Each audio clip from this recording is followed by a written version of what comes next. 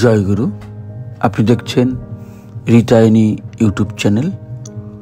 আপনাকে স্বাগত, অভিনন্দন, শ্রদ্ধা, প্রণাম ও পবিত্র আনন্দিত জয়গুরু জানাই। আজকের নিবেদনটি নিবেদন করার আগে দু একটি কথা আপনাদের কাছে নিবেদন করতে চাই। আমাদের প্রভু দয়াল ঠাকুর শ্রী শ্রী অনুকূল চন্দ্র, তিনি যে আমাদের ধর্ম, সৎসঙ্গ বা আমাদের জীবনটাকে সুন্দর করে গড়ে তোলার জন্য ঈশ্বর প্রাপ্তি বা পরম ধামে পৌঁছানোর যে রাস্তা তিনি দেখিয়েছেন।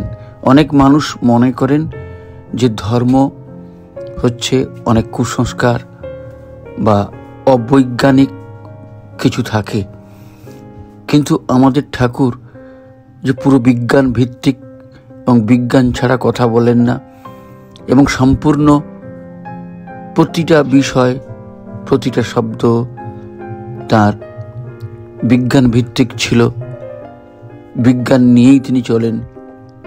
আজকের নিবেদন সেটাই প্রমাণ করবে। নিবেদনটা একটু বড় হবে এবং আমাদের প্রত্যেকের উচিত এই আজকের নিবেদনটি সবার কাছে যেন আমরা শেয়ার করি এবং মন দিয়ে একটু শুনি।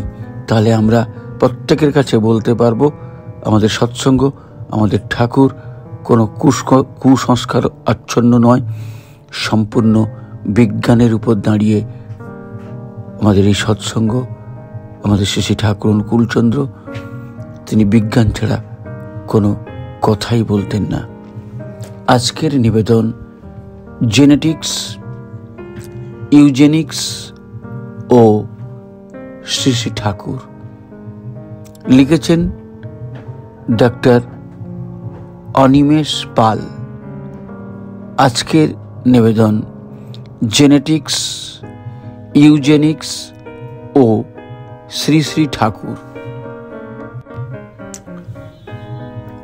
পরম দয়াল শ্রী শ্রী ঠাকুর অনুকূল চন্দ্র মানুষের কল্যাণের জন্য জীবনের সমস্ত দিক নিয়েই অবিশ্রান্তভাবে আলোচনা করে গেছেন। এখন সময় এসেছে সেগুলির যথাযোগ্য মূল্যায়ন করার, আর তা করতে গেলেই সেগুলিকে যত শীঘ্র সম্ভব সবার কাছে প্রাঞ্জল করে তুলে ধরা একান্তই প্রয়োজন।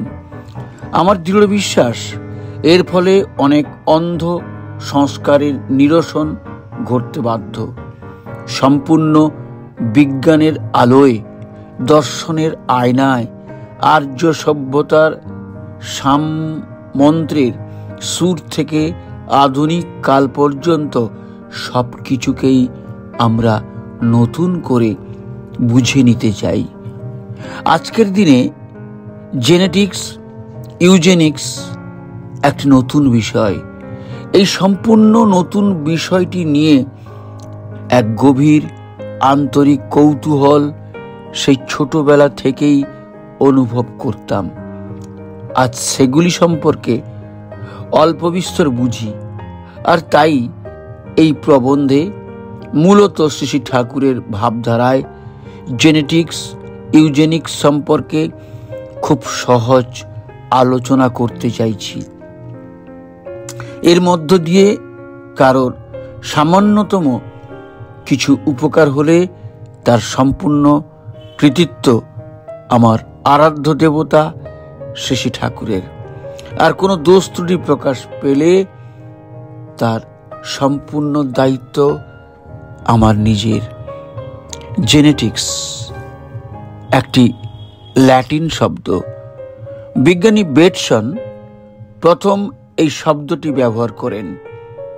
কথাটির অর্থ জিনগত বিদ্যা, অর্থাৎ যে বিদ্যা পাঠ করলে জিন সম্পর্কে সবকিছু জানা যায় তাকে জেনেটিক্স বলে। সহজভাবে বলতে গেলে হেরিডিটি বা বংশগতিবিদ্যার সাথে জেনেটিক্সকে মোটামুটি একই অর্থে ব্যবহার করা হয়। এই বিদ্যা থেকে পিতামাতার দোষ, গুণ, বৈশিষ্ট্যসমূহ কেমনভাবে বংশ পরম্পরায় এক পুরুষ থেকে অন্য পুরুষে প্রবাহিত হয় সেই সম্পর্কে ধারণা জন্মায়। এখন জিন নামক এক প্রকার বস্তুকণা বংশগতির ধারক ও বাহক বলে প্রকৃতপক্ষে জিন সম্পর্কিত আলোচনাই এই বিদ্যার মূল বিষয়বস্তু। ইউজেনিক্স কথাটির অর্থ সুপ্রজনন বিদ্যা। কি কি বিষয় কেমনভাবে সুপ্রজননকে প্রভাবিত করে আর তার জন্য কেমনভাবে চলা উচিত ইত্যাদি সব কিছুই ইউজেনিক্সের প্রতিপাদ্য বিষয়। মানুষের দেহ অসংখ্য কোষের সমষ্টি।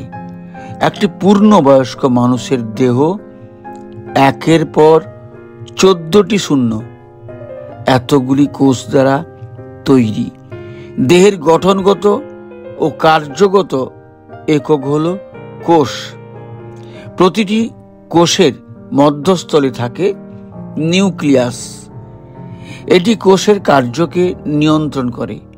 আবার নিউক্লিয়াসকে নিয়ন্ত্রণ করে তার মধ্যস্থিত নিউক্লিওলাস।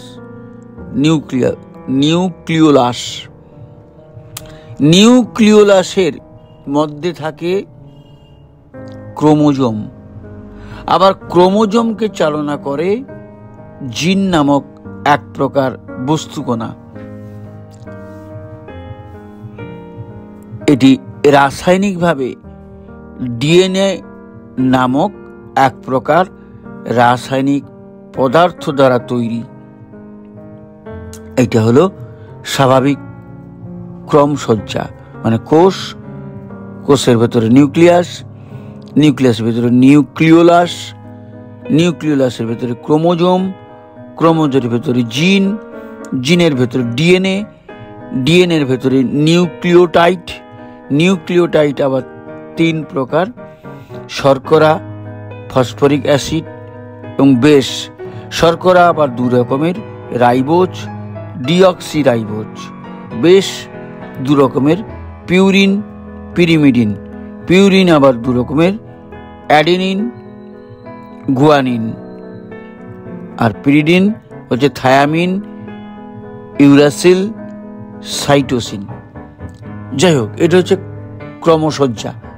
এখন প্রতিটি ডিএনএ রাসায়নিকভাবে অসংখ্য নিউক্লিওটাইডের সমন্বয়ে তৈরি, যেগুলি আবার শর্করা, ফসফরিক অ্যাসিড, নাইট্রোজেন বেস নিয়ে গঠিত। শর্করাগুলি 2 প্রকারের। ডিএনএর ভেতরে যে শর্করা থাকে তাকে বলে ডিঅক্সিরাইবোজ শর্করা, আর আরএনএ ভেতর যে শর্করা থাকে তাকে বলে রাইবোজ শর্করা। বোসগুলিও আবার 2 প্রকারের, পিউরিন ও পিরিমিডিন। অ্যাডেনিন, গুয়ানিন নামক রাসায়নিক দুটি পিউরিন বেসের অন্তর্গত। আবার থায়ামিন, সাইটোসিন ও ইউরাসিল পিরিমিডিন বেসের অন্তর্গত। বংশগতি বিদ্যায় জিনকে বংশগতির ধারক ও বাহক বলা হয়ে থাকে। এখন যেহেতু ডিএনএ জিনের রাসায়নিক গঠন, তাই অনেক বিজ্ঞানী ডিএনএকেই এই সম্মান দেবার পক্ষপাতী। সে যাই হোক, সহজ কথায় জিনকেই আমরা বংশগতি তথা জেনেটিক্সের মূল কারণ বলে ধরে নিচ্ছি। এই জিন নিয়ে মৌলিক গবেষণা করার জন্য ডক্টর হরগোবিন্দ খুরানা নামক একজন ভারতীয় বংশোদ্ভূত বিজ্ঞানী 1968 সালে নোবেল পুরস্কার লাভ করেন। বিজ্ঞানী ওয়াটসন ও ক্রিক ডিএনএর গঠন পর্যালোচনা করে নোবেল পুরস্কার পান। সুতরাং দেখা যাচ্ছে জীববিজ্ঞানের এই বিশেষ শাখায় কি ভীষণভাবে গুরুত্বপূর্ণ কাজকর্ম চলছে, কারণ বিজ্ঞানীরা বুঝেছেন যে এই জেনেটিক্স বা ইউজেনিক্সের উপর নির্ভর করছে মুখ্যত সমস্ত মানব সভ্যতা। একজন সুস্থ স্বাভাবিক মানুষ তৈরি করা কি ভীষণভাবে সমাজের কাছে প্রয়োজন হয়ে দেখা দিয়েছে। যাদের দিয়ে কাজ চলবে সেই প্রকৃত মানুষ গড়ার কাজই এখন সমাজের কাছে সবচেয়ে বেশি প্রয়োজন। আর তাই শ্রী ঠাকুর সেই মূল থেকে মানুষ গড়ার কাজে হাত দিয়েছেন। জেনেটিক্স ও ইউজেনিক্স এর নীতি নিয়মগুলিকে তাই তিনি বিভিন্ন কথা ও বাণীর মধ্য দিয়ে আমাদের সহজভাবে বুঝিয়ে দিয়ে গেছেন। এ বিষয়ে শ্রী ঠাকুরের একটি বাণী বিশেষ প্রণিধানযোগ্য। জীবনের আদিম আকুতি হচ্ছে বেঁচে থাকা ও বেড়ে চলা, আর এই বেঁচে থাকা ও বেড়ে চলার মূল ভিত্তি হচ্ছে জনন প্রগতি। এই জনন প্রগতিকে যদি শুভ সম্বুদ্ধ করে না তোলো, শুভ প্রসূ অনুনয়নে তোমার ওই অস্থি বৃদ্ধি ক্লিন্নতায় অবসায়িত হয়ে চলবে। বিবাহ বিধানা ঠাকুরেরই বাণীটি রয়েছে। সুতরাং দেখা যাচ্ছে যে বাদ নিয়েই মাথা ঘামানো যাক না কেন, ইউজেনিক্সের নীতিকে অস্বীকার করলে আত্মবিলোপে খাবি খেতে হবে। সুতরাং একে অস্বীকার না করে সার্থকতায় উদ্বিন্ন করে তুলতে পারলে তবেই সমাজ জীবন সুসংহত হবে। যাই হোক, জিনের গঠন ইত্যাদি নিয়ে যে আলোচনা শুরু করা হয়েছিল তাতে স্বাভাবিকভাবেই প্রশ্ন আসতে পারে যে সবার ক্ষেত্রেই যদি এই ক্রমিক সজ্জা পরপর একই হয়, তবে একজনের সাথে আর একজনের এত প্রভেদ কেন? এর সহজ উত্তর হলো অ্যাডিনিন, ভায়ানিন, থায়ামিন, সাইটোসিন, ইউরাসিল এই রাসায়নিকগুলির বিন্যাস একজনের ক্ষেত্রে এক রকম বলে বিভিন্ন বৈচিত্র্যের সৃষ্টি হয়। আর ঠিক এজন্যই এক প্রাণীর গর্ভে অন্য প্রাণী তৈরি হয় না। প্রকৃতির এই সব নিয়ম বড় অদ্ভুত। আমরা হাজার চেষ্টা করেও এই জেনেটিক বিন্যাসকে পাল্টাতে পারবো না। জিনের আর একটি বড় দিক হলো এক প্রকার জিন এক প্রকার বৈশিষ্ট্যের সৃষ্টি করে। যেমন কেউ হয়তো গৌরবর্ণ, কেউ বা কৃষ্ণবর্ণ, আবার কেউ বা পীতকায়। একজনের ক্ষেত্রে জিনের প্রকৃতি এক রকম। এই রকম বহু জিনের কথা বিজ্ঞানীরা বলেছেন। মানুষের প্রতিটি বৈশিষ্ট্যের জন্য এক রকম জিন রয়েছে। বিজ্ঞানীরা হিসেব করে দেখিয়েছেন যে সর্বমোট 50,000 জিন রয়েছে। প্রত্যেকটি বৈশিষ্ট্যের জন্য একসাথে দুটি করে ফ্যাক্টর থাকে। একটিকে প্রচ্ছন্ন, অন্যটিকে প্রকট ফ্যাক্টর নামে অভিহিত করা হয়। যে ক্ষেত্রে ফ্যাক্টর দুটি একই প্রকার তাকে হোমোজাইগোট, এবং যে ক্ষেত্রে ফ্যাক্টর দুটি ভিন্ন প্রকারের তাকে হেটেরোজাইগোট বলে আখ্যা দেওয়া হয়। এই সমস্ত ফ্যাক্টরগুলিকে বা গুলির কার্যাবলীকে নিয়ন্ত্রণ করে জিন। জেনেটিক্সের এই সব তথ্য আবিষ্কারের মূলে যে বিজ্ঞানীর অবদান সবচেয়ে বেশি তার নাম গ্রেগর জোহান মেন্ডেল। ইনি ছিলেন অস্ট্রিয়া দেশের এক গির্জার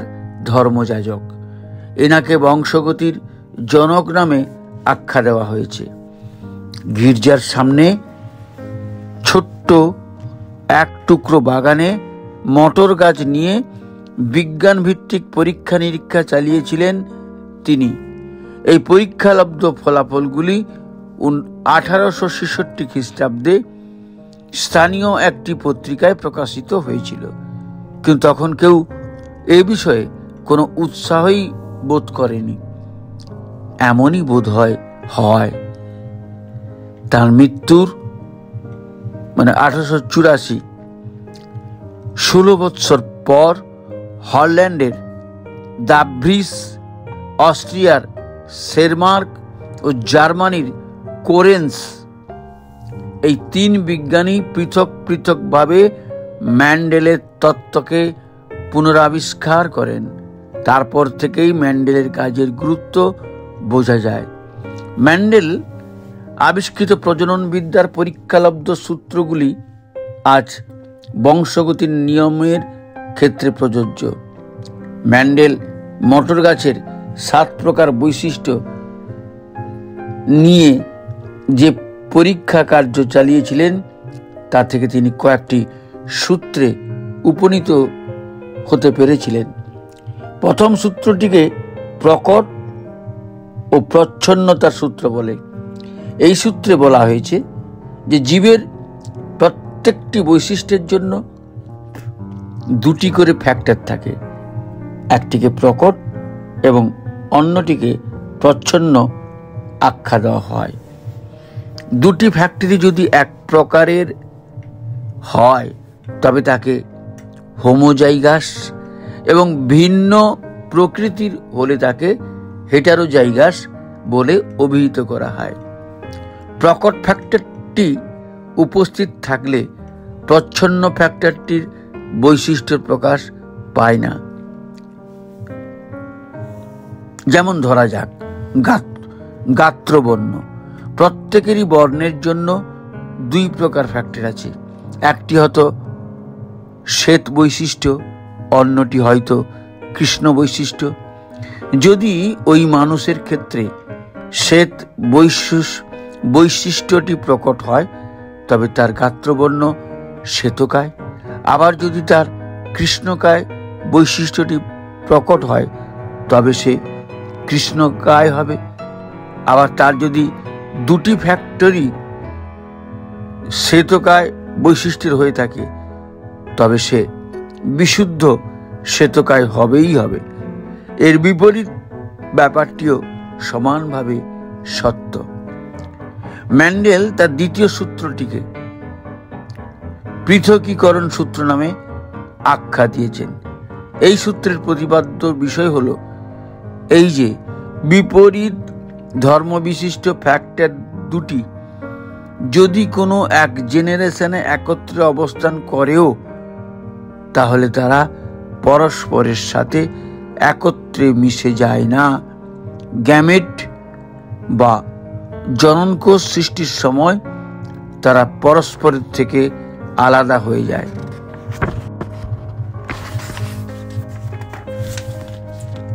এই সহজ অর্থ হলো এই যে শঙ্কর শ্বেতকায় কোনো মানুষ তার পরবর্তী বংশ তৈরি করবার সময় যে 2টি জননকোষ তৈরি করবে তার একটিতে শ্বেতকায় ধর্মবিশিষ্ট ফ্যাক্টরটি আর অন্যটিতে কৃষ্ণকায় ফ্যাক্টরটি বহাল তবিয়তে আলাদা আলাদাভাবে অবস্থান করবে। ম্যান্ডেলের এই দ্বিতীয় সূত্রটি থেকে বিশুদ্ধ ও শঙ্কর এই 2টি নতুন শব্দের জন্ম হয়েছে। সেই জীবকেই আমরা বিশুদ্ধ বলবো যার বিপরীত ধর্মী ফ্যাক্টর 2টি একই প্রকার, আর তারাই শঙ্কর যাদের ভেতর এই উপাদান 2টি ভিন্ন প্রকৃতির। সে যাই হোক, এবার ম্যান্ডেলের তৃতীয় সূত্রের প্রতি মনোযোগ দেওয়া যাক। এটিকে স্বাধীন সঞ্চরণ সূত্র বলা হয়। এর মূল বিষয়বস্তু হলো এই যে ফ্যাক্টরগুলি তাদের সব অবস্থাতেই নিজেদের স্বাধীনতা সম্পূর্ণ বজায় রাখে। এক জেনারেশন থেকে অন্য জেনারেশনে যাবার সময় তারা সম্পূর্ণ স্বাধীনভাবে পৃথক পৃথক বৈশিষ্ট্য নিয়েই আত্মপ্রকাশ করে। কোনো এক জেনারেশনে একত্রে থাকলে তাদের বৈশিষ্ট্যের কোনো পরিবর্তন ঘটে না, শুধুমাত্র একজনের প্রকটতার দরুন অন্যজনকে প্রচ্ছন্নভাবে থাকতে বাধ্য হতে হয়। এ যেন অনেকটা একই আকাশে সূর্য ও চন্দ্রের পাশাপাশি অবস্থানের মতো। সূর্যের প্রখর দীপ্তিতে চন্দ্রের ম্লান হয়ে দৃষ্টির বাইরে চলে যাওয়া ছাড়া যেমন কোনো উপায় থাকে না, ফ্যাক্টরগুলির অবস্থাও ঠিক তাই। রাতের সব তারাই আছে দিনের আলোর গভীরে। রবীন্দ্রনাথ কবিতার নাম হঠাৎ দেখা। তবে তৃতীয় সূত্রটি দুটি জোড়া বৈশিষ্ট্যের ক্ষেত্রেই প্রযোজ্য, অর্থাৎ এমন বৈশিষ্ট্যের অস্তিত্ব আছে যেগুলির প্রত্যেকটি দুই জোড়া মোট 4টি ফ্যাক্টরের উপর নির্ভরশীল। ম্যান্ডেলের এই সমস্ত নীতি নিয়মকে আরো অনেক পরীক্ষা নিরীক্ষার দ্বারা পরবর্তী বিজ্ঞানীরা অনেক দূরে এগিয়ে নিয়ে গেছেন, কিন্তু মূল বিষয়টি একই রয়েছে। বিভিন্ন উদ্ভিদ প্রাণীর ক্ষেত্রে এই পরীক্ষালব্ধ সিদ্ধান্তগুলিকে প্রয়োগ করে অনেক উন্নত জাতের জীব সৃষ্টি করা হয়েছে। একজনের গুণের সাথে আর একজনের গুণের সমন্বয় করে তৈরি করা হচ্ছে আরো উন্নত জীবের। যেমন উন্নত জাতের শঙ্কর গরু, মুরগি, মাছ ইত্যাদি। শস্যের ক্ষেত্রেও এসেছে যুগান্তর। তৈরি করা হয়েছে IR-8 জয়া প্রভৃতি জাতের ধান কিংবা কল্যাণ সোনা প্রভৃতি জাতের গম। প্রতিটি ক্ষেত্রেই একজনের এক প্রকার গুণের সাথে অন্যজনের আর এক প্রকার গুণের মিশ্রণ ঘটানো হয়েছে, আর তার ফলে ড্রব্যাকস গুলি চাপা পড়ে গেছে। একটি মজার ঘটনা এ প্রসঙ্গে না বলে পারছি না। এক প্রকারের তেল উৎপাদনকারী শস্য প্রচুর ফলন দেয়, আর এক প্রকার মূলা উৎপাদনকারী গাছ প্রচুর মূলা উৎপাদন করে। একজন বিজ্ঞানীর মনে হলো, আচ্ছা, এদের সংমিশ্রণে এমন কোনো উদ্ভিদ কি তৈরি করা যায় যার উপরে প্রচুর শস্য এবং নিচে প্রচুর মূলা উৎপাদন করা যাবে? ভাবা মাত্রই কাজ শুরু হয়ে গেল, এবং বিস্ময়ের ব্যাপার, এমন ঘটনা সেই বিজ্ঞানীটি তার পরীক্ষাগারে হাতে নাতে ঘটিয়ে ছাড়লেন। বীজ তৈরি হলো এমন উদ্ভিদের যার উপরে শস্য ও নিচে মূলা উৎপন্ন হলো। ভারী অবাক ব্যাপার, কিন্তু এগুলি প্রকৃতি বিরুদ্ধ সমন্বয়, এগেনস্ট নেচার। ওই প্রকারে উৎপন্ন উদ্ভিদ ভালো হলো না।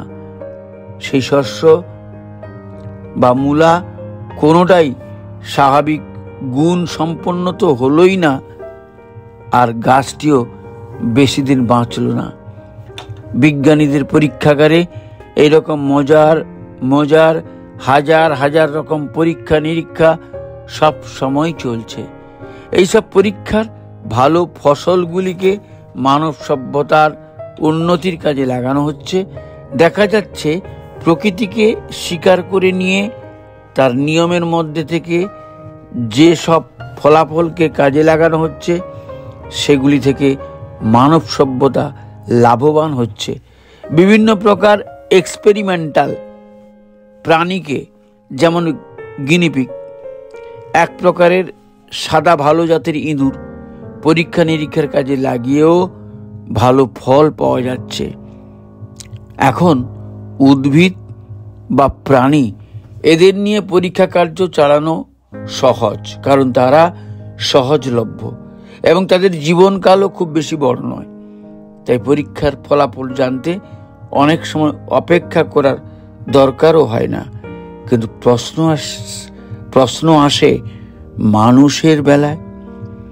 মেন্ডেলের বংশগতির সব নীতি নিয়ম মানুষের ক্ষেত্রে সমানভাবেই প্রযোজ্য। মানুষকে সবসময় তো আর এক্সপেরিমেন্টাল মাধ্যমে হিসেবে ব্যবহার করা যায় না। তাই বংশগতির নীতি নিয়মগুলিকে বুঝতে হলে জাত ব্যক্তিদের পর্যবেক্ষণ, জাত ফলাফলের উপরই নির্ভর করতে হয়। খুশি মতো অসমমিলন ঘটিয়ে তার ফলাফলকে বিচার করা যেমন অমানবিক কাজ, তেমনি বিভিন্ন বংশের বিভিন্ন দোষ বা গুণাবলীকে বিচার বিশ্লেষণ করে সিদ্ধান্তে উপনীত হওয়া তেমনই বুদ্ধিমানের কাজ। এ বিষয়ে প্রাচ্য পাশ্চাত্যের বহু মনীষীরা যে সব পর্যবেক্ষণ করে গেছেন তার ফলাফল থেকে শিক্ষা গ্রহণ করাও বেশ সহজ। এ বিষয়ে প্রাচ্যের অমরকোষ, আয়ুর্বেদ শাস্ত্র, গীতা, চরক চিকিৎসা স্থানম, দক্ষ সংহিতা, কালিকা পুরাণ প্রভৃতি গ্রন্থ এবং বিবেকানন্দ, পরাশর, যজ্ঞবল্ক্য, সুশ্রুত, হরপ্রসাদ শাস্ত্রী প্রভৃতি মনীষীদের নাম করতেই হয়। পাশ্চাত্যেরও বহু মনীষীরা এই ইউজেনিক্স ও জেনেটিক্স নিয়ে তাদের সুচিন্তিত মতামত রেখে গেছেন। এই বিষয়ে Russell, Byron, Bernard Shaw, Edward Carpenter, Frederic Harrison, জিএস হলো, Sigmund Freud, Thomson, Ruskin, sir Francis Galton, Darwin, Robinson এদের নাম উল্লেখ করতেই হয়। আর পরমপিতার বড় আশীর্বাদ যে জেনেটিক্স ও ইউজেনিক্সের সব জটিল নীতি নিয়মগুলিকে শ্রী ঠাকুর আমাদের ভারী সহজ করে অপূর্ব যুক্তি দিয়ে বুঝিয়ে দিয়ে গেছেন। আর্য সমাজ ব্যবস্থার নিয়মানুসারে উদাহরণস্বরূপ বহু বিতর্কিত একটি বিষয় অনুলোম প্রতিলোম নিয়েই আলোচনা শুরু করা যেতে পারে। এই বিষয়টি আজকের সমাজে সবচেয়ে গুরুত্বপূর্ণ হয়ে দেখা দিয়েছে, এই অনুলোম আর প্রতিলোম। আর্য সমাজ ব্যবস্থার নিয়মানুসারে মানুষকে গুণ ও কর্মের ভিত্তিতে ব্রাহ্মণ, ক্ষত্রিয়, বৈশ্য, শূদ্র এই 4 প্রকারের বর্ণে ভাগ করা হয়েছে। এই বিভাগ সম্পূর্ণতই সমাজ জীবনের সুন্দর ক্রমোন্নতির জন্য তৈরি করা। এই বিষয়টি কখনোই কেউ বড় বা কেউ ছোট্ট এই মানসিকতার প্রতিফলনের জন্য তৈরি করা হয়নি। একটি বংশ অনেক পুরুষ ধরে ক্রমাগত একই বিষয় অনুশীলনের জন্য সেই বিষয়ে স্বাভাবিকভাবে পারদর্শী হয়ে ওঠে, তাই তাকে সেইভাবে একটি বর্ণের মধ্যে গণ্য করা হয়। যেমন ব্রাহ্মণদের কাজ হলো পূজা অর্চনা করা, সমাজের কৃষ্টি ও সংস্কৃতিকে রক্ষা করা। ক্ষত্রিয়দের কাজ হলো দেশকে রক্ষা করা, অভ্যন্তরীণ ও বৈদেশিক বিষয়ে রাজনীতি পরিচালনা করা। বৈশ্যের কাজ দেশের অর্থ সম্পদ, এক কথায় দেশের অর্থনীতিকে পরিচালনা করা। আর শূদ্রের কাজ হলো দেশের সকলের সেবা পরিচর্যা করা। সহজভাবে একটি বাণীর মধ্য দিয়ে শ্রী ঠাকুর এই চতুর্বর্ণের সংজ্ঞা নির্ধারণ করে গেছেন। শূদ্রই তো জাতির চাকা, বৈশ্য যোগায় দেশের টাকা। ক্ষত্রিয়েরা রাজার জাত, সবার পূরণ বিপ্রধাত। কোন উচ্চবর্ণের এখন কোন উচ্চবর্ণের পুত্র যদি কোনো নিম্নবর্ণের কন্যাকে বিবাহ করেন তবে তাকে অনুলোম বিবাহ বলা হয়। আর যদি কোনো নিম্নবর্ণের পুত্র উচ্চবর্ণের কোন কন্যার পানি গ্রহণ করে তবে তাকে প্রতিলোম বিবাহ বলা হয়। প্রতিলোমের সমর্থন কোথাও নেই, অনুলোমের সমর্থন সব শাস্ত্রেই আছে। প্রতিলোম চিরকালই কুফল প্রদায়ক। প্রতিলোম বিবাহ নিষিদ্ধ কেন, তার বিজ্ঞানসম্মত ব্যাখ্যা দিতে গিয়ে শেষে ঠাকুর বলছেন, আমার মনে হয় স্বল্প বিবর্তিত শুক্রকীট যদি অধিকতর বিবর্তিত ডিম্বকোষের উদ্গময়ক বা ফার্টিলাইজিং এজেন্ট হিসাবে কাজ করতে যায়, সেখানে জীববিজ্ঞান সম্মতভাবে বিধির উপর একটা অত্যাচার করা হয়। তাই ডিম্বকোষ সেখানে শুক্রকীটকে প্রতিরোধ করতে চায়। মিলনকালীন এই দ্বন্দ্বের ফলে মাতৃধাতু ও পিতৃবীজের বৈশিষ্ট্য বিধ্বস্ত, বিকৃত ও বিপর্যস্ত হয়ে পড়ে। সন্তান না পায় মায়ের ভালোটা, না পায় বাপের ভালোটা। সে একটা কিংভূত কিমাকার পদার্থে পরিণত হয়। তার প্রকৃতি হয় সাম্যহারা, দ্বন্দ্বপ্রবণ, পরিধ্বংসপ্রসূ, বিপর্যয়ী স্বভাবের দরুন সে নিজের সঙ্গেই নিজে পেরে ওঠে না। যা কিছু সুন্দর ও মহৎ তার বিরুদ্ধেই হয় তার অভিযান। তার অন্তঃসুত বিলাস হয় মহতের বর্জন। এক কথায় প্রয়াস হয় তার শ্রেয় বিরোধী, অস্তিত্ব বিলোপী। যে নীতি জাতির পক্ষে যত কল্যাণকর, সেই নীতির পরিপন্থী সে ততখানি। সে যে কতখানি অব্যবস্থ, সে যে কখন কি করবে তা সে নিজেই জানে না। এমন লোক আদৌ নির্ভরযোগ্য হতে পারে না। তারা বিশ্বাসঘাতক হবেই। বিরুদ্ধ সংযোগে রজবীজের উপাদানের মধ্যে একটা বিস্ফোরণ ও ভাঙন সংঘটিত হয়। প্রতিলোম জাতকের মধ্যে ওই বৈশিষ্ট্য তাই স্বভাবসিদ্ধ দেখা যায়। তারা যেখানে যাবে সংগতিতে ভাঙন ধরবেই। তারা যদি মহাপ্রতিভাধরও হয়, তার ফল হবে প্রয়াসই বিধ্বংসী। ফল কথা, তারা অপকর্ষী, ব্যত্যয়ী চলনে না চলেই পারে না এবং ওতেই গৌরব বোধ করে।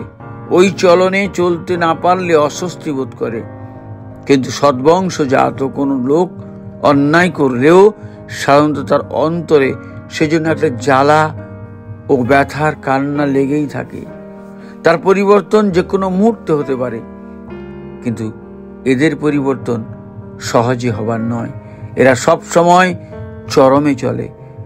কোনো সময় হয়তো অত্যন্ত বদরাগী, আবার কখনো হয়তো মাত্রা ছাড়া ঠান্ডা মেজাজি, কখনো হয়তো উগ্র আসরিক ভাব সম্পন্ন ও অতিমাত্রায় তেজি, আবার কখনো হয়তো ম্রিয়মান, বিষণ্ণ, পুরুষের মতো ভীতু ও দুর্বল।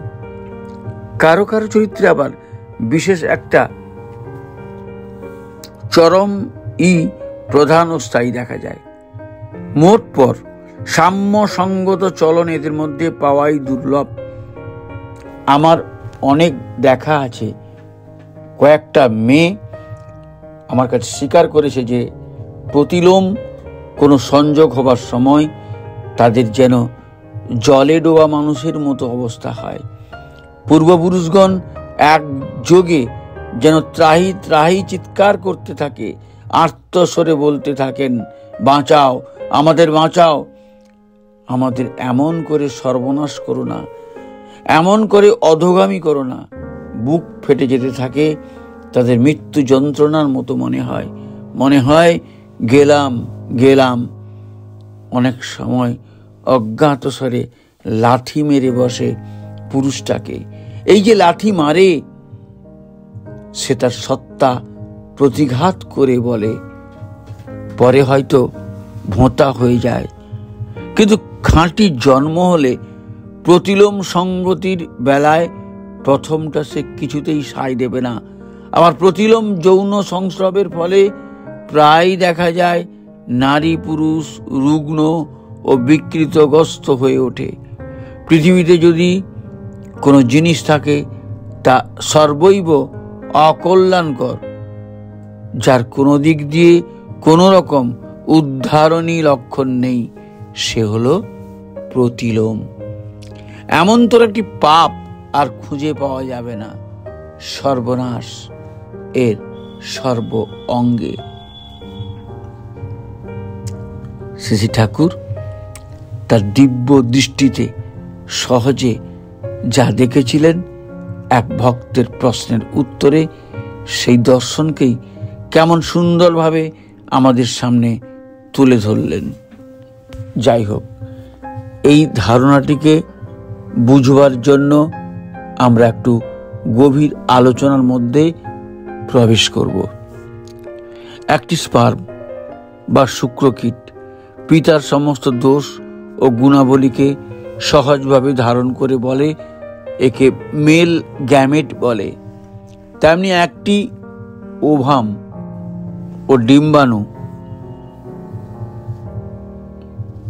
মাতার সমস্ত দোষ গুণাবলীগুলিকে সহজভাবে ধারণ করে বলে একে ফিমেল গ্যামেট বলে। এখন একটি স্পার্ম একটি ওভামকে ফার্টিলাইজ করলে, অর্থাৎ স্পার্ম ও ওভামের মিলনের ফলে জাইগোট তৈরি হয়।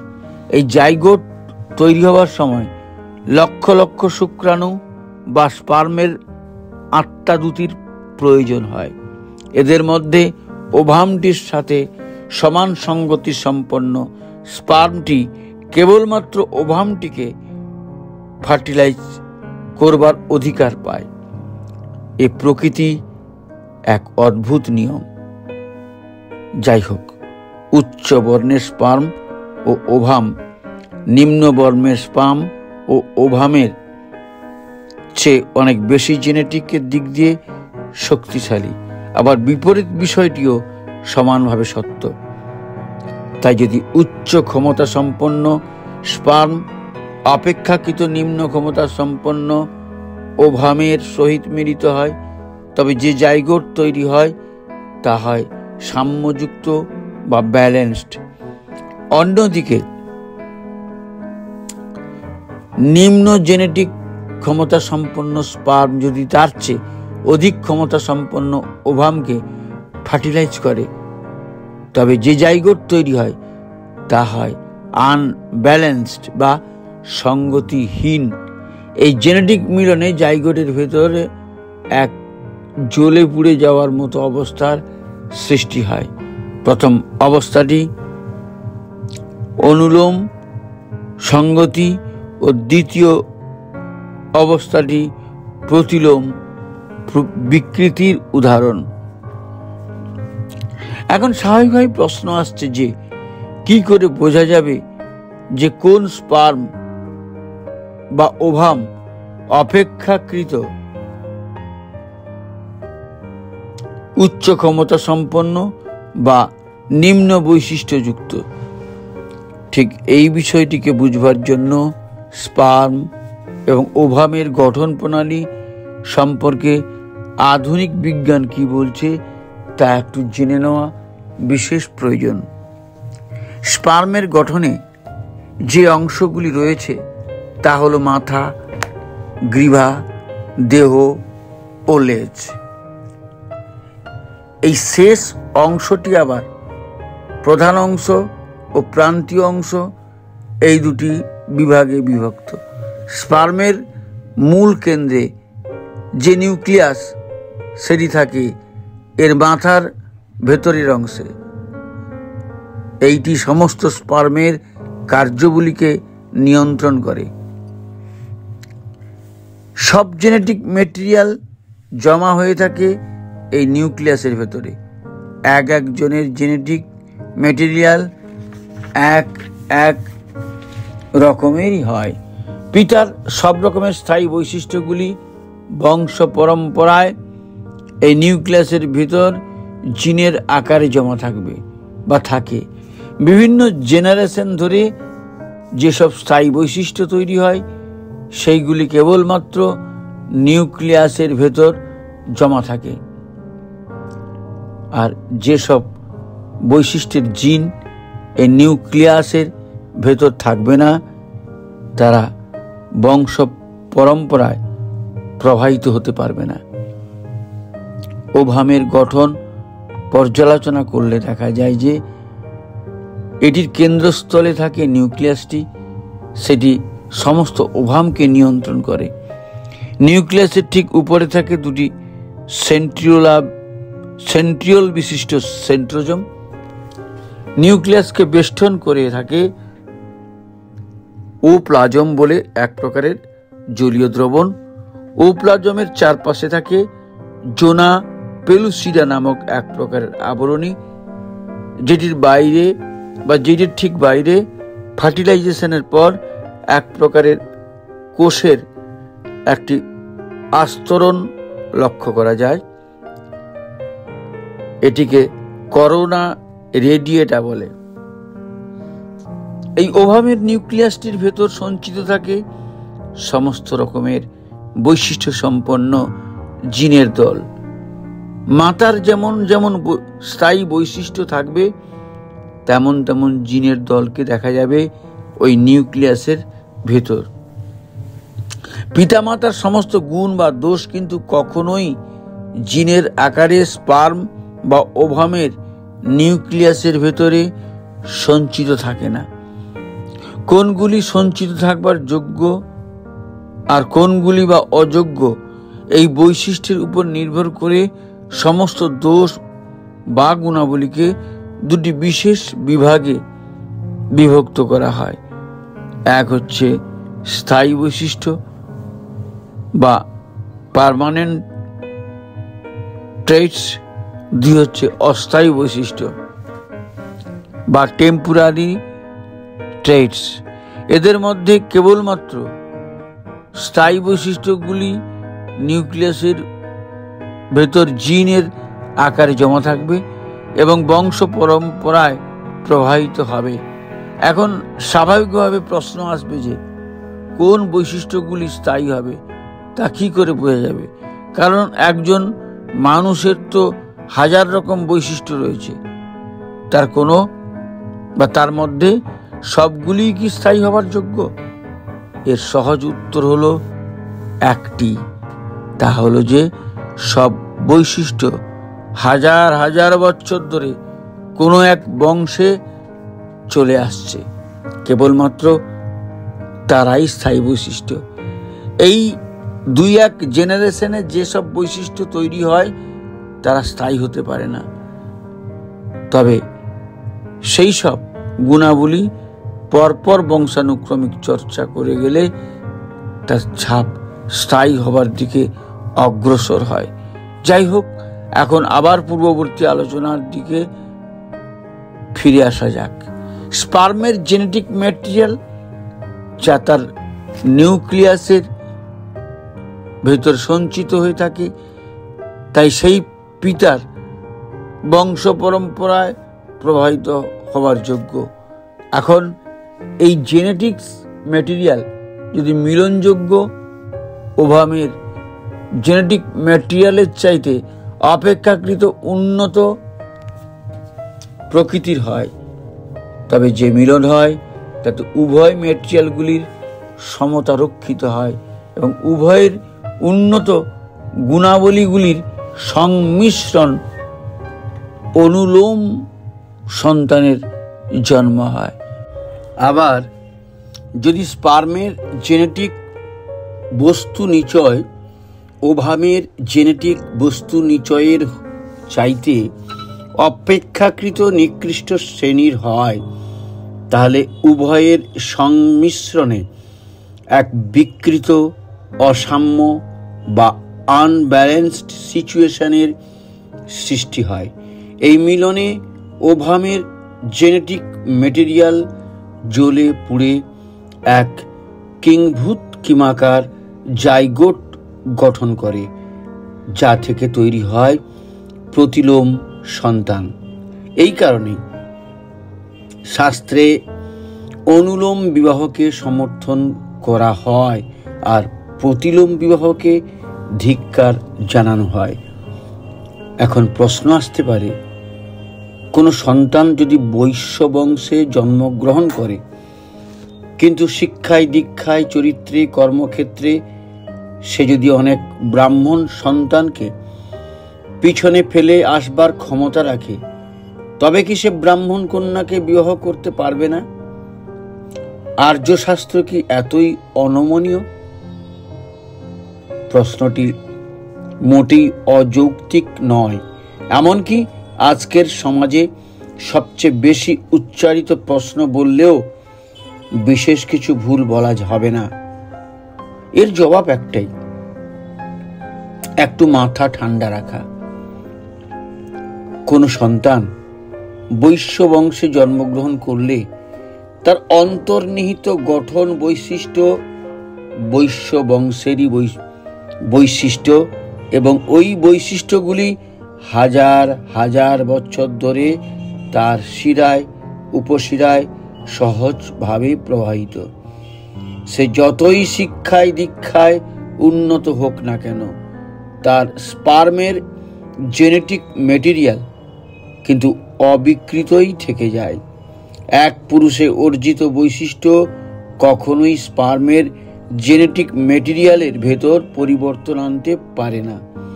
এটি বৈজ্ঞানিকভাবেই পরীক্ষিত একটি সহজ সত্য।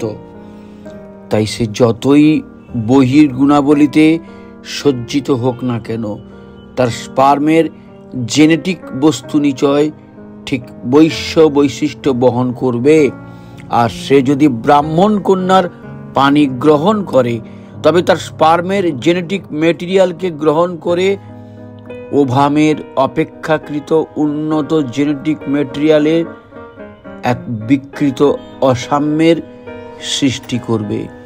জন্ম হবে প্রতিলোম জাতকের। এ প্রসঙ্গে আর একটি প্রশ্ন সহজেই উঠতে পারে, এক জেনারেশনে অর্জিত বৈশিষ্ট্য বংশ পরম্পরায় পরবর্তী জেনারেশনে সঞ্চিত হবে না কেন? খুব সহজ জিজ্ঞাসা। এর জবাব একটি, এটি জেনেটিক্স বিজ্ঞানের পরীক্ষালব্ধ বৈজ্ঞানিক সত্য। বৃথা দীর্ঘ আলোচনার মধ্যে না গিয়ে একটি কথোপকথনকে তুলে ধরছি। বক্তা স্বনামধন্য ডিয়ারেক, একজন পাশ্চাত্য মনীষী। তিনি প্রশ্ন করছেন চিরকালের সর্বশ্রেষ্ঠ বিজ্ঞানী আইনস্টাইনকে। আইনস্টাইন বললেন, আমি জনক ও শিক্ষক উভয়ই, তাই আমি জানি আমাদের শিশুদের আমরা কিছুই শেখাতে পারি না। জীবনের অভিজ্ঞতা বা গণিতবিদ্যা কিছুই সঞ্চারিত করতে পারি না। ডিয়ারেক বললেন, প্রকৃতি নিজেই তো আমাদের অভিজ্ঞতাগুলিকে দানা করে সাজিয়ে তোলে। এক পুরুষের অভিজ্ঞতাই তো পরবর্তী পুরুষে সহজ সংস্কারে পরিণত হয়। আইনস্টাইন বললেন, হ্যাঁ তা সত্য, কিন্তু প্রকৃতির হাজার হাজার লক্ষ লক্ষ বছর লাগে অর্জিত অভিজ্ঞতাগুলিকে পুরুষানুক্রমে সঞ্চারিত করতে। বইয়ের নাম গ্লিম্পসেস অব দি গ্রেট, লেখক ডিয়ারেক। প্রাসঙ্গিক আর একটি প্রশ্নের জবাব না দিলে আলোচনাটি অসম্পূর্ণ রয়ে যাবে। এক বর্ণ থেকে আরেক বর্ণে উন্নীত হওয়া যায় না, এ ধারণাটি ভুল। ক্ষত্রিয়রা যদি পরপর 7 পুরুষ ধরে ব্রাহ্মণদের কৃষ্টিকে অনুশীলন করে, বৈশ্যরা যদি 10 পুরুষ এবং শূদ্রেরা 15 পুরুষ ব্রাহ্মণগত কৃষ্টিকে অনুশীলন করলে ব্রাহ্মণত্ব লাভ করতে পারে। শ্রী ঠাকুর এই কথা বলে গেছেন, আর্য শাস্ত্র তাই সমর্থন করে। প্রতিলোম সংমিশ্রণ এর ক্ষতিকর, তার প্রমাণ আমাদের পৌরাণিক গ্রন্থেও দেখতে পাওয়া যায়। যেমন অসৎ সন্তুষ্ট বিজ্ঞয়া প্রতিলোমানুলোমজা, অর্থাৎ প্রতিলোম বিবাহে জাত সন্ততি অসৎ ও অনুলোমজ সন্ততি সৎ। আবার বিষ্ণু সংগীতায় আছে প্রতিলোমাসু স্ত্রীসু চোৎপন্নাশ্চা ভাগিন, অর্থাৎ প্রতিলোমা স্ত্রীতে জাত সন্তান অভাগী। উদ্দহেত ক্ষত্রিয়া বিপ্র বৈশাঞ্চ ক্ষত্রিয় বিশা শতু শূদ্রাং দ্বিজ কশ্চিনাধম পূর্ব বর্ণ জাম, অর্থাৎ বিপ্র ক্ষত্রিয়া ও বৈশ্যাকে, ক্ষত্রিয় বৈশ্যাকে এবং বৈশ্য শূদ্রাকে বিবাহ করবে। নিম্নবর্ণীয় পুরুষ কখনো উচ্চ বর্ণের কন্যাকে বিবাহ করবে না। আবার অপরপক্ষে অনুলোম বিবাহকে প্রশংসা করে শ্রী ঠাকুর বলছেন, উচ্চ বর্ণের প্রতি নিম্ন বর্ণের একটা সহজ শ্রদ্ধা থাকেই। তাছাড়া যদি মেয়েরা সমনোনীত কোনো উচ্চ বর্ণের পুরুষকে লাভ করে, তাহলে সে শ্রদ্ধার উৎকর্ষ কতখানি সাবলীল হয়ে ওঠে ভাবলেই বোঝা যায়। আর উচ্চ বর্ণের পুরুষ ও নিম্ন বর্ণের স্ত্রী থেকে জাত সন্ততি সুস্থ ও সবল দেহ এবং উচ্চ বর্ণানুরূপ প্রকৃতি সম্পন্ন স্বভাবতই হয়ে থাকে। তাই সুপ্রজননের দিক দিয়ে এটা তুচ্ছ নয়।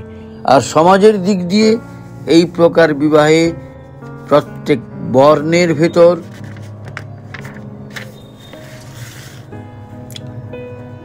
একটা অচ্ছেদ্য জমাট ভাব বজায় থাকাই স্বাভাবিক। আর এই তিন বর্ণই আর্য জাতি হিসেবে এই বিভাগ।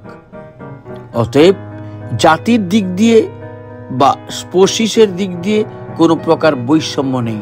সুতরাং সুপ্রজননের উৎকর্ষ এমনতরভাবে বজায় থাকাই স্বাভাবিক। আরও কথা, উচ্চ কৃষ্টির সাথে নিম্ন কৃষ্টির মিলনে নিম্ন কৃষ্টি উচ্চ কৃষ্টিতে পর্যবসিত হয়, আরও উচ্চর দিকে যায়। যদি উচ্চর সাথে নিম্নর মিলনের ভিত্তি শ্রদ্ধা ও সম্মানের উপর দাঁড়ায়। যেমন কোনো শিক্ষক যদি কোনো ছাত্রকে শিক্ষা দেন, তবে ছাত্রের উৎকর্ষের সাথে সাথে শিক্ষকের জ্ঞানেরও উৎকর্ষ আসে, ইহা অবশ্যম্ভাবী।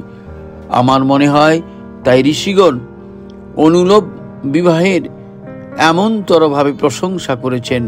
এই কথায় পুনরাবৃত্তি করা আছে মহাভারতের দান ধর্ম পর্বে। ব্রাহ্মণী ক্ষত্রিয়া বৈশ্যাসু ব্রাহ্মণ জাত ব্রাহ্মণ ক্ষত্রিয়াস্তু য পুত্র ব্রাহ্মণ সোহপসংশয় ব্রাহ্মণাং ব্রাহ্মণাজ্জাত ব্রাহ্মণ সৎ ন সংশয় ক্ষত্রিয়াং তামেব সবৎ বৈশ্যায়ামপি চৈবজি, অর্থাৎ ব্রাহ্মণী ক্ষত্রিয়া বৈশ্যাতে ব্রাহ্মণ হইতে জাত সন্তান ব্রাহ্মণ, ক্ষত্রিয়ার যে পুত্র সে ব্রাহ্মণ হইতে ব্রাহ্মণ, ইহাতে সংশয় নাই। ব্রাহ্মণীতে ব্রাহ্মণ হইতে জাত নিঃসন্দেহে ব্রাহ্মণ, ক্ষত্রিয়াতে জাত পুত্রও তাহাই, বৈশ্যাতে জাত পুত্রও তাহাই। সুতরাং শ্রী ঠাকুরকে যা বলতে শোনা গেল তার সমর্থন বহু পূর্বেই আমাদেরই ভারতীয় শাস্ত্রের মধ্যে সুদৃঢ়ভাবেই বর্তমান রয়েছে। আধুনিক বিজ্ঞানও শ্রী ঠাকুরের এই বক্তব্যকে সমর্থন করছে। যাই হোক, এবার প্রাসঙ্গিক একটি বিষয়ের সামান্য কিছু আলোচনা করছি। নিকট সম্পর্কের মধ্যে বিবাহ কিংবা স্বগোত্র বিবাহকে চিরকালই শাস্ত্রে নিন্দা করা হয়েছে। আধুনিককালে এই বিষয়ের সমর্থনে অনেককেই অনেক কথা বলতে শোনা যাচ্ছে। শ্রী ঠাকুর কিন্তু এর ঘোরতর বিরোধী। তিনি বলছেন স্বগোত্রে বিবাহ হলো তুল্য, অথচ বিপরীত ধর্মী হয় না, একটা আর একটার ধারণে সমর্থ হয় না। বিবাহ মিলনে একজন আর একজনের অন্তর্নিহিত শক্তির ধারক ও পোষক হয়। স্বগোত্র বিবাহ করলে প্রায় বিকলাঙ্গ সন্ততি হয়, তাই রক্তের দূরত্ব বেশি হলে মিলন পূর্ণতর হয়, তবে দূরত্ব অন্তত বেশি হলে আবার আলাদা জাতির মতন হয়, সে ভালো নয়। পশ্চাতে একটি সম্পর্কের মধ্যে বিবাহ সম্পূর্ণতই নিষিদ্ধ। তাদের আপত্তি সুপ্রজনের দিক দিয়ে চিন্তা করেই দেওয়া। এ প্রসঙ্গে এনসাইক্লোপিডিয়া অফ ম্যারেজ নামক গ্রন্থে অনেক কথা বলা আছে। এখানে শুধু ইংরেজদের একটি লাইন উল্লেখ করছি। ব্রিটিশ ল 1835 সালের অ্যাক্টে বলা আছে, সব রকমের নিকট সম্পর্কের ব্যক্তিদের মধ্যে বিবাহ সম্পূর্ণতই নিষিদ্ধ। ঠিক এই একই রকম কথা বলা আছে জার্মান ও ফরাসি আইনেও। এই রকম আরেকটি বহু উচ্চারিত প্রশ্ন হলো পলিগ্যামি এবং পলিএন্ড্রি, অর্থাৎ পুরুষের বহু বিবাহ কিংবা নারীর বহু স্বামী বরণ। আধুনিক সমাজে বিশেষ করে পাশ্চাত্যে দুটি বিষয়ে সমানভাবে বহু সমর্থিত। সেক্ষেত্রে অবশ্য ডিভোর্স বা বিবাহ বিচ্ছেদকেও এদের মধ্যেই সমার্থকভাবে ব্যবহার করা যায়। যাই হোক, আমরা কিন্তু শ্রী ঠাকুরকে প্রথম বিষয়টিকে সমর্থন ও দ্বিতীয় বিষয়টিকে নিন্দা করতে শুনেছি। তিনি বলেছেন, স্ত্রী জন্মগত সহজ সংস্কারের বশেই স্বাভাবিকভাবেই এককেন্দ্রিক মনোগামাস, পুরুষ কিন্তু স্বাভাবিকভাবেই বহুকেন্দ্রিক পলিগ্যামাস। অর্থাৎ স্ত্রীর সহজ সংস্কার একজনকে স্বামী করা, পুরুষের বহু বিবাহ স্বাভাবিক। পুরুষ যদি আদর্শে অনুপ্রাণিত থাকে তবে বহু বিবাহ তাহার অল্পই ক্ষতি আনতে পারে। এই রকম বহু বিবাহকে ঋষিরা নিন্দনীয় বলেন নাই এবং কোথাও কোথাও উদাহরণ দিয়ে সমর্থন করেই গেছেন। সমাজ চায় সুসন্তান, সুপুরুষে অর্থাৎ শক্তিমান যোগ্য পুরুষে সম্যক আকৃষ্ট স্ত্রীগণ প্রায় সুসন্তান প্রসবিনী হয়। তাই ঋষিরা অন্তত সমাজের দিকে তাকিয়ে বোধহয় একে উৎসাহ দিয়েছেন। ঠিক এর সমর্থন পাওয়া যায় পাশ্চাত্যের বিশিষ্ট মনীষী উইলিয়াম জে রবিনসনের লেখায়। পুরুষ স্বভাবতই বহু বিবাহ পরায়ণ, কিন্তু নারীর প্রকৃতি একজনকে স্বামীরূপে গ্রহণ করা। নীতিবাদীগণ যাহাই বলুন, পুরুষ ও নারী এই রূপই। পুরুষ একজন স্ত্রীতে গভীরভাবে আসক্ত হওয়া সত্ত্বেও আর একজনকে ভালোবাসতে পারে। পুরুষ মাত্রেই সাধারণত এমন, আর নারী মাত্রেই সাধারণত তার বিপরীত। কিন্তু তাই বলিয়া নারী পুরুষের চেয়ে শ্রেষ্ঠ ও নিকৃষ্ট নহে। পুরুষ শ্রেষ্ঠ কি নারী শ্রেষ্ঠ, পুরুষ উৎকৃষ্ট কি নারী নিকৃষ্ট, এ প্রশ্ন তোলা বৃথা। পুরুষ অমনি আর নারী অমনি। প্রকৃতি পুরুষ ও নারীকে অমনভাবে তৈরি করেছে। এই বক্তব্য শুনে অনেকেই হয়তো মহাভারতের কথা উল্লেখ করে বলবেন, তাই যদি হয় তবে দ্রৌপদীর কেন পঞ্চস্বামী ছিল? এমনও তো বলা আছে যে দ্রৌপদী কর্ণকেও স্বামীরূপে পেতে চেয়েছিলেন, তবে তো তিনি চূড়ান্তভাবে বহু স্বামী সোহাগিনী হতে চেয়েছিলেন। এর উত্তর শ্রী ঠাকুর বলছেন,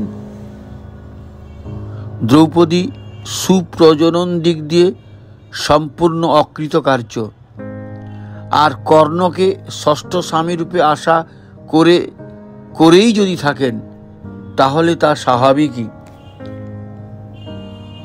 কোনো একে যদি কারো বৃত্তি সার্থক না হয় তবে সে শান্তির অধিকারী তো হয় না, সে বিক্ষুব্ধ এবং বিক্ষুব্ধ মনা হবেই। অতএব এটা সমাজের দিক দিয়েই মোটেই বাঞ্ছনীয় নয়, কারণ সে হীন এবং হীনতায়, দুর্বল এবং দুর্বলতায় প্রসবকারিণী হয়।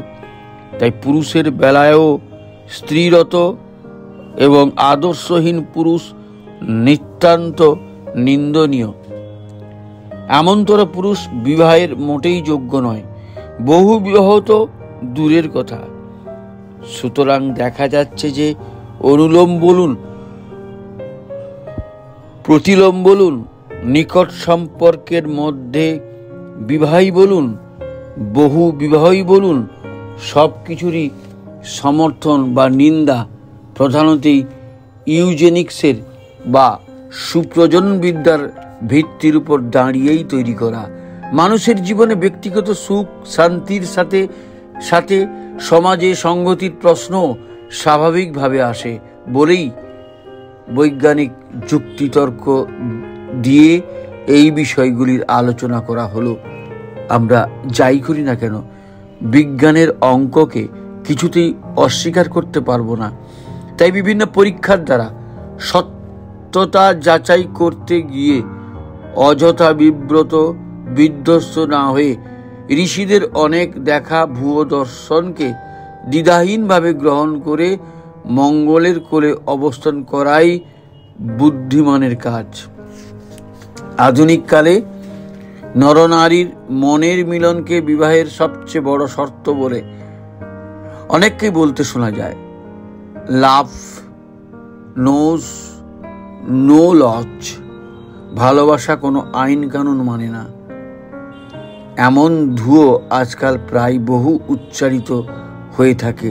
তবে সে বিবাহ নিন্দনীয় হবে কেন?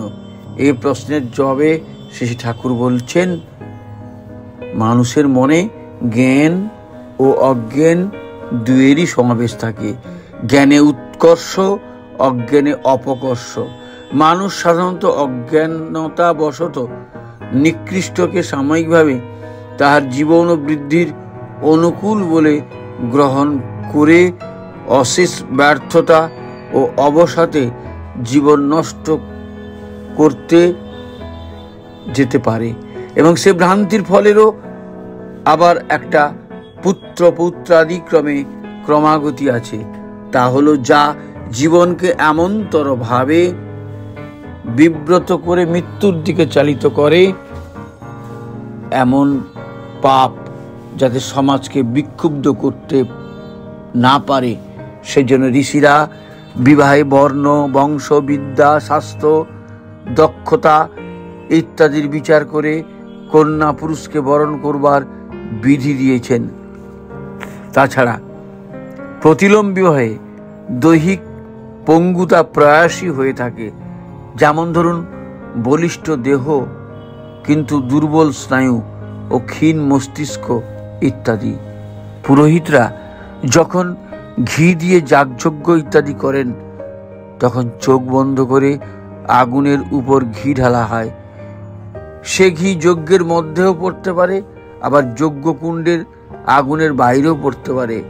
ভাব ভালোবাসা করে যে বিবাহ, তার ফলাফল ঠিক এই রকমই। ঠিক সামঞ্জস্য হতেও পারে, আবার নাও হতে পারে। আমাদের প্রত্যেকেই কোনো না কোনো সময়ে কোনো না কোনো কিছু কেনাকাটা তো করতেই হয়। যেমন ধরা যাক, শখ করে পুষবার জন্য একটি বাচ্চা কুকুরছানা কেনা প্রয়োজন। নির্দিষ্ট জায়গাটিতে গিয়ে বিক্রেতাকে কত রকম প্রশ্ন করতে হয়।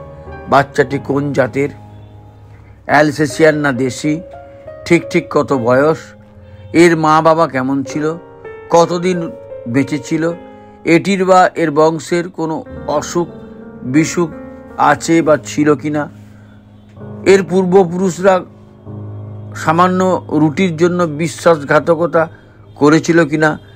এত সব হাজার রকমের প্রশ্ন হয়ে যাবার পর পাশের বন্ধুটিকে দিয়ে উত্তরের সত্যতাকে পর্যালোচনা করে দেখা, আবার সবার শেষে কুকুরছানাটিকে হাতে নিয়ে সাবধানে পরীক্ষা করা, এসব তো আছেই। তাহলে দেখুন, সামান্য একটি কুকুরছানা কিনতে গিয়ে আমরা কত হাজার রকমের না পরীক্ষা নিরীক্ষা করি, অথচ নিজেদের অস্তিত্ব প্রায় যার উপর দাঁড়িয়ে আছে সেই বিবাহ বিধিকে আমরা কত অবহেলা করি। ভালো লেগেছে তাই বিবাহ করা। লাভ ম্যারেজের মূল কারণ কিন্তু এইটি। আসলে এই যে ভালো লাগা, অনেক বেশি ক্ষেত্রেই তাহা মোহ বা কামজ কল্পনা। প্যাশন এমনভাবে তাড়না করে যে হিতাহিত জ্ঞান লুপ্ত হয়ে এক অবশ্যতার শিকার হয়ে যেতে হয়। আজকের দিনে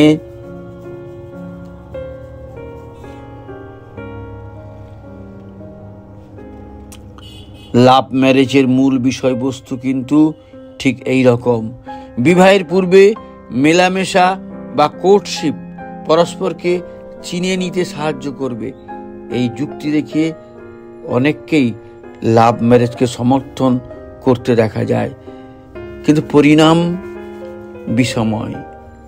তবে সব ক্ষেত্রে নিশ্চয়ই নয়, কিন্তু অধিকাংশ ক্ষেত্রে বিবাহের মতো পবিত্র বন্ধনকে আজকাল প্রায় বড় বেশি অবহেলা করতে দেখা যাচ্ছে।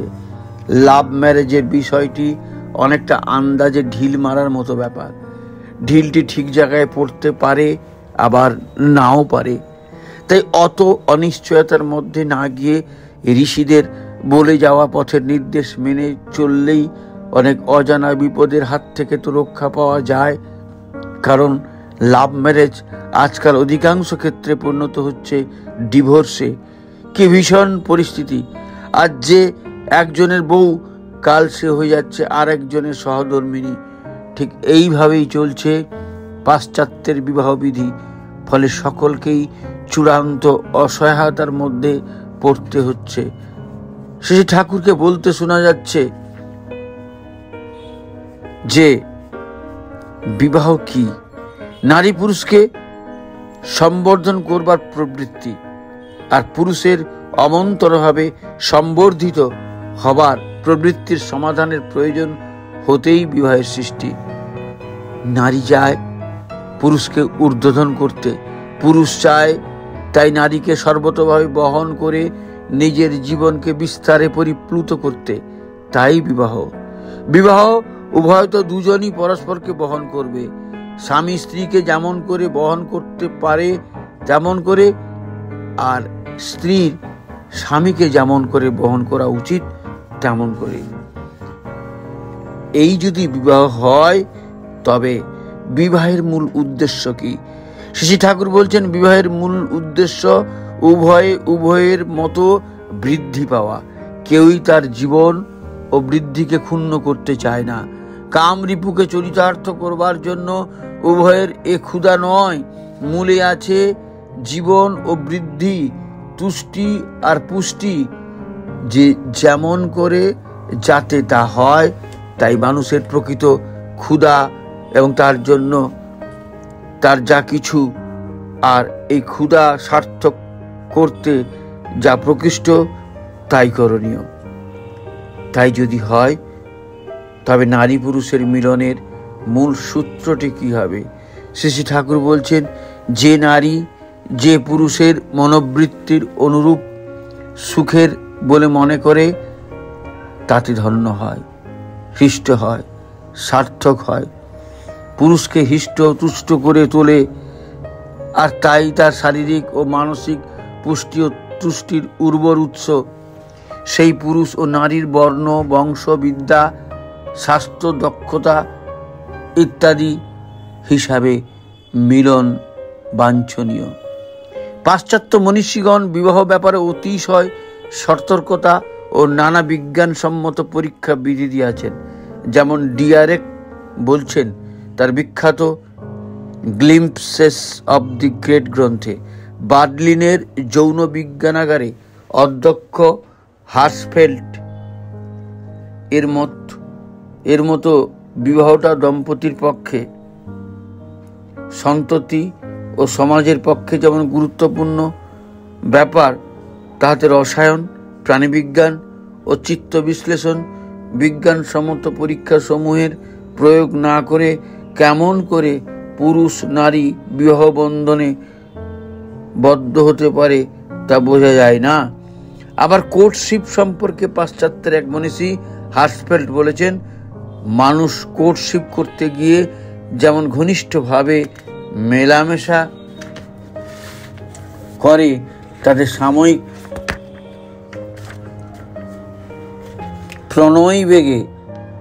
প্রণয়াবেগে যুবক যুবতীর বিচার ক্ষমতা আচ্ছন্ন হয়, গুণগুলি অতিরঞ্জিত হয়ে ওঠে, দোষের দিকে নজর পড়ে না। বিবাহ ব্যাপারে মানুষের সহজ সংস্কারের উপর নির্ভর করতে গেলে প্রয়াসেই বিপদ ঘটবার সম্ভাবনা, শেষে সারা জীবন দুঃখ ভোগ করতে হয়। কিন্তু বাস্তবের মাটিতে আমরা কি দেখতে পাচ্ছি? যথেষ্ট রকমের কদাচার, ডিভোর্স, যৌন বিকৃতি, হাজার রকমের বিবাহগত সমস্যা, যাকে সংক্ষেপে সেক্স প্রবলেম বলা হয়, তা আজকাল বড্ড দ্রুত হারে সব দিকে ছড়িয়ে পড়ছে। সুসাহিত্য, কুচিত্র, কুসিনেমা, হাজার রকমের ব্যভিচার আজ সমাজের সর্ব অঙ্গে বিরাজমান। পাশ্চাত্য তথা প্রাচ্য সব জায়গাতেই আজ সেক্সের বিকৃতির জয় জয়কার। এটি সমাজের সবচেয়ে বড় সমস্যা। কোটি কোটি রকমে মানসিক ব্যাধি, স্বাস্থ্যহীনতা, ক্রিমিনাল অ্যাটিটিউড, ধ্বংসাত্মক কাজকর্ম, খুন, রাহাজানি, মারামারি, পারস্পরিক রাজ্যের মধ্যে অসদ্ভাব, আন্তর্জাতিক অশান্তি, পরমাণু যুদ্ধ, সব কিছুর ঠিক মূলে একটি কারণ, সেক্স প্রবলেমস। অনিয়ন্ত্রিত যৌন জীবন ও আনকন্ট্রোলড সেক্সুয়াল অ্যাটিটিউড আজ মানুষের সব রকমের সমস্যার ঠিক মূল কারণ। এ প্রসঙ্গে বর্তমান পত্রিকায় প্রকাশিত UNI এর একটি খবর বিশেষ উল্লেখযোগ্য। তারিখটা 11/11/1985। খবরটির শিরোনাম ছিল যৌন জীবনের অতৃপ্তি যুদ্ধবাসদের জন্ম দিচ্ছে। খবরটি এইরকম: নারী পুরুষের মধুর মিলন মানব জীবনের এক স্বাভাবিক ঘটনা। প্রকৃতির নিয়মেই মধ্যে এও একটা নিয়ম, এক চিরসত্য, চির আকাঙ্ক্ষিত এই সম্পর্ক কিন্তু সব সময় আনন্দমুখর থাকে না। ষড়রিপুর অন্যতম রিপু কাম মানুষকে করে বিপদগামী। তাই তার জীবনে আসে বিকৃতি, আসে হিংসা, ক্রোধ। এই ক্রোধ ও বিশেষ কোনো নারী পুরুষের মধ্যেই সীমাবদ্ধ থাকে না, বা থাকে তা নয়, বিপদগামী। আজকের পৃথিবীতে যে এত হিংসা, এত যুদ্ধ, এত অস্ত্র, এর মূলেও রয়েছে মানুষের যৌন উত্তেজনা। বিজ্ঞানীরা বলছেন মানুষের যৌন প্রবৃত্তিগুলির অবদমনের জন্যই আজ পৃথিবীতে এত যুদ্ধের হুঙ্কার, পারমাণবিক অস্ত্রসজ্জার হঠকারী যুদ্ধের প্রস্তুতি। সামাজিক ও ব্যক্তিগত জীবনে অশান্তির মূল কারণ হিসাবে যেসব বিজ্ঞানীরা মানুষের যৌন আকাঙ্ক্ষাকে দায়ী করেছেন, তাদের মধ্যে আছেন মার্কিন যুক্তরাষ্ট্রের টরন্টো বিশ্ববিদ্যালয়ের মনস্তত্ত্বের অধ্যাপক ও মনোরোগের চিকিৎসক ফ্র্যাঙ্ক সমার্স। তিনি সমাজ বিজ্ঞানীদের এ বিষয়ে আরও ভাবনা চিন্তা করতে অনুরোধ করেছেন। নয়াদিল্লিতে অনুষ্ঠিত ৭ম বিশ্ব যৌন বিজ্ঞান কংগ্রেসের শেষ দিনে রবিবার ডক্টর সমার্স একথা বলেন। তিনি বলেন, নানা কারণে মানুষের যৌন আকাঙ্ক্ষাগুলো অতৃপ্ত থেকে যায়। সেই আকাঙ্ক্ষাগুলো ক্রমে জমা হতে থাকে এবং একদিন তার বহিঃপ্রকাশ হয়। ডক্টর সমার্স তার ভাষণে বলেন, পশু জগতের মধ্যে যে এত হিংসা, তার মধ্যে বা তার মূলেও রয়েছে পশুদের অতৃপ্ত যৌন খিদা। বিশিষ্ট এই বিজ্ঞানী বলেন, সমাজ বা সমরাস্ত্রের সম্ভার নিয়ে বৃহৎ শক্তিবর্গের মধ্যে যে ঠান্ডা লড়াই চলছে, তার মূলেও আছে মানুষের এই চাপা ক্ষোভ ও উত্তেজনা। হাঙ্গেরির বিজ্ঞানী ডক্টর বুলা বেডা এক সমীক্ষা দেখান, পারমাণবিক যুদ্ধের ভয়ে বেশি শঙ্কিত বয়ঃসন্ধির সময়ের বালকেরা। মার্কিন বিজ্ঞানী ডক্টর জারন জেনসন বলেন, মানুষের দেহে এবং কাজকর্মে যেসব লক্ষণ সুস্পষ্ট, তা থেকেই তার চিন্তা ও কর্মের একটা ছবি পাওয়া যায়। বিশেষত ক্ষোভ তাদের চরিত্রের প্রধান দোষ, দমনী যাদের একমাত্র নীতি, তাদের জীবনধারাটাই একটু অন্যরকম। ডাক্তার জেনসেনের মতে অনেক পুরুষই নারীর প্রতি অত্যন্ত উত্তেজক ও দমনমূলক আচরণে ঝাঁপিয়ে পড়েন। নারীদের দাবিয়ে রাখা বা তাদের একটা ভোগের সামগ্রী হিসাবে মনে করাই এই জাতীয় মানুষের সহজ মত প্রবৃত্তি। হতাশাও মানুষের আচরণকে যথেষ্ট নাড়া দেয়। হতাশা থেকেও মানুষ নানা ধরনের যৌন উৎপীড়ন করে থাকে বলে বিজ্ঞানীদের ধারণা। মার্কিন শিক্ষাবিদ অ্যানে হোরহাইম বলেন, যেসব পুরুষ যৌন ক্রিয়ায় অক্ষম, যারা জীবনের আরও অনেক ক্ষেত্রে পরাস্ত, তারাই মহিলাদের প্রতি উগ্র হয়ে ওঠেন। তারা দেখতে চান তারা কত সবল, তারাই সমাজে হিংসা ছড়াতে চান, এমনকি পারমাণবিক যুদ্ধের সপক্ষে বলতে থাকেন এই ধরনের মানুষেরা। নারীর প্রতি অত্যাচার, সমাজের ছোটোখাটো হিংসা থেকে শুরু করে পারমাণবিক অস্ত্রের মতো আজকের বিশ্বের প্রধান সমস্যাগুলোর মূলে রয়েছে মানুষের যৌন অতৃপ্তি। এবার যৌন বিজ্ঞান কংগ্রেসে মূলত এই হাওয়াটাই উঠেছিল। সুতরাং দেখা যাচ্ছে যে অনিয়ন্ত্রিত যৌন জীবনই মূলত সমস্ত রকমের সমস্যার জন্য দায়ী। একবার শেষে ঠাকুরকে প্রশ্ন করা হয়েছিল, কেন এত হাজার রকমের মানসিক ব্যাধিতে আজকের মানুষেরা ভুগছেন? শেষে ঠাকুর তার উত্তরে ঠিক এই কথারই প্রতিধ্বনি করেছিলেন, খুঁজে দেখ, মূল গলতটা সেক্সে, আর কোথাও নয়। অথচ বাস্তবের মাটিতে দেখা যাচ্ছে কিন্তু এই অনিয়ন্ত্রিত জীবনের চূড়ান্ত অবক্ষয়ের দৃশ্য। আমেরিকার মতো ধনতান্ত্রিক দেশগুলো সেক্সকে অ্যাজ এ গেম বলে মেনে নিয়েছে, আর তার বিকৃত প্রতিফলন পড়ছে আমাদের মতো প্রাচ্যের দেশগুলোর উপর। তরতাজা যুবক সম্প্রদায় আজ এই বিকৃতির পথেই বেশি করে ধাবমান।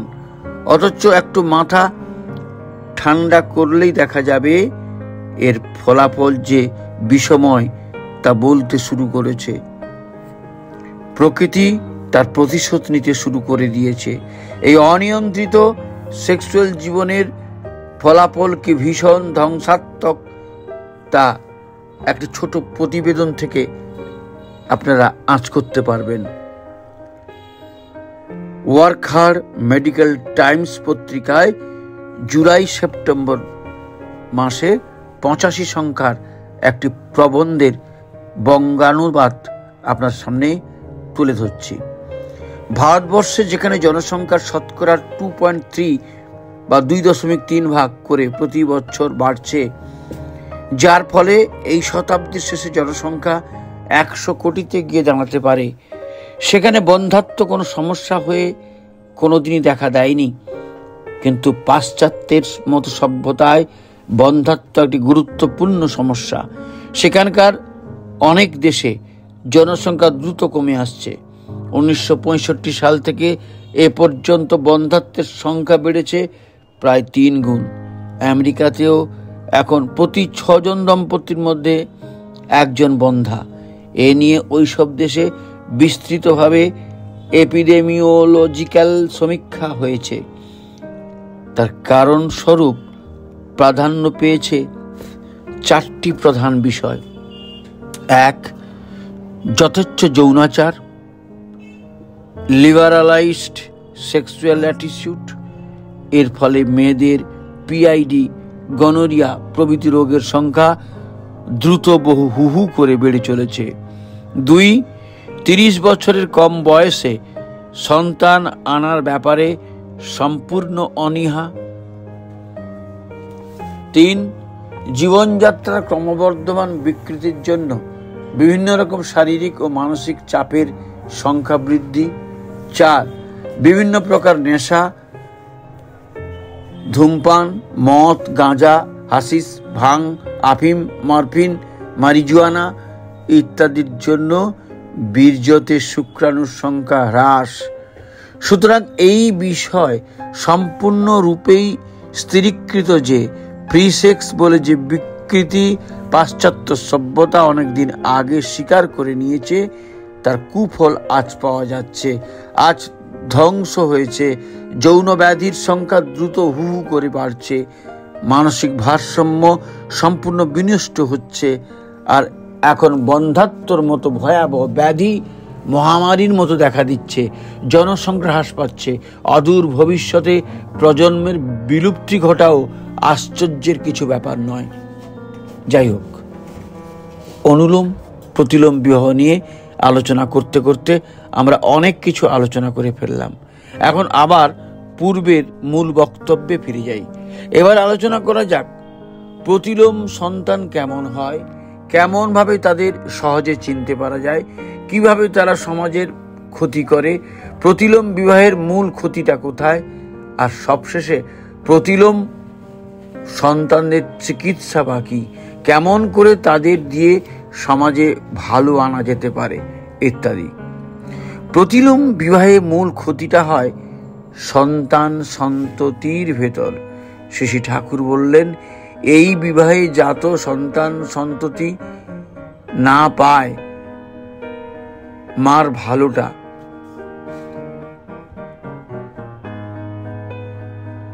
না পায় বাবার ভালোটা, তারা হয় সাম্যহারা, প্রকৃতি তাদের সঙ্গতিবিহীন, পিতামাতার ভেতর ক্ষতিটা হয় মানসিক ভারসাম্যহীনতা। যেহেতু তাদের জেনেটিক বিধান দুজনের দুরকমের, তাই কিছুদিন পর তারা পরস্পরের মূল পার্থক্যটা বুঝতে পারেন এবং অনেক ক্ষেত্রেই তাদের শেষ পরিণতি হয় বিবাহ বিচ্ছেদে। প্রতিলোম সংস্রবে স্ত্রী পুরুষের কি ক্ষতি হয় তা শ্রী ঠাকুর বলছেন, প্রতিলোম সংস্রব স্ত্রী পুরুষের মস্তিষ্ক উপাদানকে তো বিধ্বস্ত করেই, তাছাড়া স্নায়ুর গতিকেও বিকৃত ও ভোঁতা করে তোলে। 195 নম্বর বাণী, বিবাহ বিধয়ানা। প্রতিলোম জাতকেরা কেমন হবে সে সম্পর্কে শ্রী ঠাকুর বলছেন, 1, নিষ্ঠ ব্যবহার আর অসৎ কর্ম, এ হচ্ছে প্রতিলোম অন্তঃকরণের চিহ্ন। 2, সৃষ্ট ঐতিহ্য, সংস্কার ও বৈশিষ্ট্যের বিপরীত চলন প্রতিলোমের প্রকৃতিগতই হয়ে থাকে। 3, জন্মগত ও কৃষ্টিগত প্রতিলোম সংমিশ্রণ যদি থাকে তাহলে সে আত্মকৃষ্টি অর্থাৎ প্রাচীন কৃষ্টি স্রোতকে অগ্রাহ্য করবেই কি করবে, তাতে সে বিশ্বাসঘাতক হবে, কৃতজ্ঞ হবে। 4, প্রতিলোম জাতকদের একটা বৈশিষ্ট্য হলো তারা বৈধি নিয়মকে উপেক্ষা করেও অর্থাৎ স্নেহানুক বিধিবদ্ধ না হয়েও মর্যাদালোভী ও অন্তর্নিহিত, কারণ এই যে তাদের জন্মই অবৈধ ও অবিশুদ্ধ। 5, বংশে প্রতিলোম সংমিশ্রণ থাকলে সন্তান সন্ততির প্রয়াসেই চৌকস দৃষ্টি ফোটে না, বিশেষত উৎকর্ষ নয়, তার ছোট ব্যাপারেই হোক আর বড় ব্যাপারেই হোক, তাদের বুদ্ধি আংশিকভাবে ভোঁতা, বিবেক ব্যত্যয়ী আর প্রবৃত্তি স্বার্থ লুব্ধতাই হচ্ছে তাদের চলনার যষ্টি। তাই স্বার্থ, অহংকার, আত্মম্ভরিতার জন্য তারা যে কোনো সময় বিশ্বাসঘাতক হতে পারে। স্ত্রীলোককে নিজ সংস্রব ব্যত্যয়ী বিকৃতির পরম উপাদান, সেদিক দিয়েও মাইকেলের এই কথাই সার্থক, গতি যার নিজ সহ নিজ সে দুর্মতি। সুতরাং এই বাণীগুলিকে সামাপ করলে দাঁড়ায়।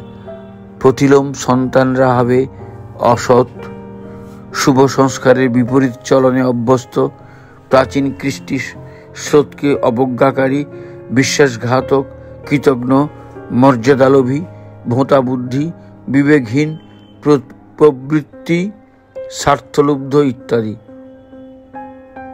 প্রতিলোম জাতকেরা কেমনভাবে সমাজকে ক্ষতি করবে সেই প্রসঙ্গে শ্রী ঠাকুর একটি ভারী সুন্দর উপমার আশ্রয় নিয়েছেন। বৃক্ষের কোটরগত বহ্নি যেমন সমস্ত অরণ্যকে জ্বালিয়ে দিতে পারে,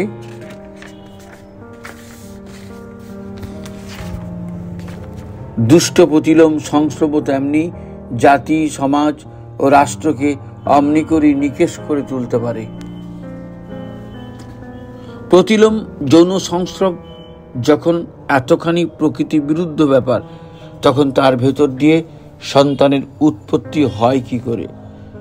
প্রতিলোম শ্রী ঠাকুর বলছেন, আমার মনে হয় উভয়ে মনুষ্য জাতিভুক্ত বলে সন্তান জন্মগ্রহণ করতে পারে, কিন্তু মৌলিক নীতির ব্যত্যয় হয় বলে সন্তান জীবনীয় গুণপনা ও সম্পদে সমৃদ্ধ হতে পারে না, বরং অস্তিত্ব অপলাপী অসৎবর্ণের প্রাবল্য দেখা দেয়।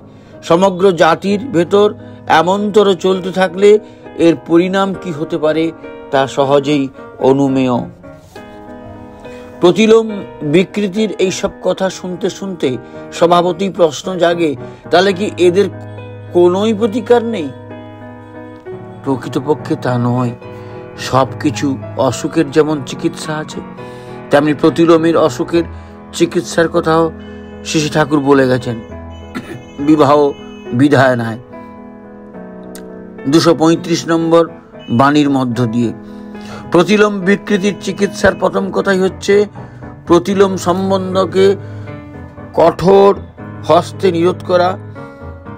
যাদের মধ্যে প্রতিলোম সংগঠিত হয়েই গেছে তাদের যাতে সন্তান সন্ততি না হয় সেদিকে লক্ষ্য রাখা। যাদের একটি সন্তান ভূমিষ্ঠ হয়েছে তাদের দ্বিতীয় সন্তান না হওয়ার দিকে লক্ষ্য রাখা।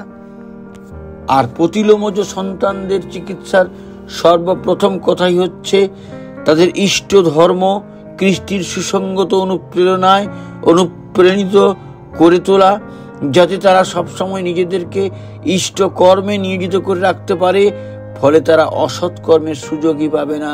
প্রতিলোমজ পুত্র বা কন্যার চিকিৎসার সাধারণ মিলটুকু এখানেই। আর পরের চিকিৎসা দুজনের ক্ষেত্রেই দুরকমের। প্রতিলোমজ কন্যাদের মাতৃকুলের সমান বা তদপেক্ষা উচ্চকুলে বিবাহ দিতে হবে। পরের বংশে যে কন্যা সন্তান হবে তাকেও ওই প্রকার উচ্চকুলে বিবাহ দেওয়া লাগবে। এইভাবে বেশ কয়েক পুরুষ চালিয়ে যেতে হবে। তাহলে এই প্রক্রিয়ার মধ্য দিয়েই প্রতিলোমজ কুফল কেটে গিয়ে আবার স্বাভাবিকতায় ফিরে আসবে।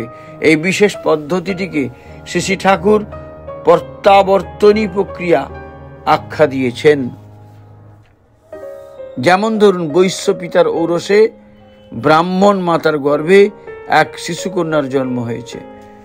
এইবার কন্যাকে যদি ব্রাহ্মণ পুত্রের সাথে বিবাহ দেওয়া যায় এবং পরবর্তী বংশের কন্যাকে আবার ব্রাহ্মণ বংশে বিবাহ দেওয়া হলে এবং এইভাবে বেশ কয়েক পুরুষ করে ক্রমাগত বিবাহ এই প্রক্রিয়া চালিয়ে যাওয়া হলে প্রতিলোমজ বিকৃতির স্বাভাবিকতা ফিরে আসে।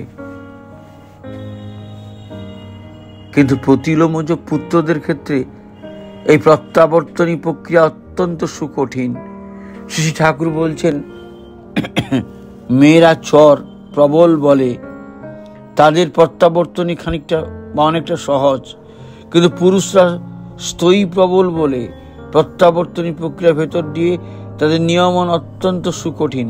প্রত্যাবর্তনী সম্ভবতা যেখানে অভ্যস্ত, সংকীর্ণ বা সুকঠিন, সেখানে জনন বর্তনা স্তব্ধ করে রাখাই সমীচীন। অর্থাৎ প্রতিলোমজ পুত্ররা স্থয়ী প্রবল বা পজিটিভ বলে তাদের চিকিৎসা অত্যন্ত সুকঠিন। প্রতিলোমজ বিকৃতি যেখানে বেশি হবে, যেমন ব্রাহ্মণ মাতার গর্ভে শূদ্র পিতার ঔরসে জাত পুত্র সন্তান, সেখানে সেই পুত্র সন্তানকে বিবাহ করাই নিষিদ্ধ করা উচিত। প্রয়োজনে জনন বর্তনা স্তব্ধ করে রাখাই সমীচীন।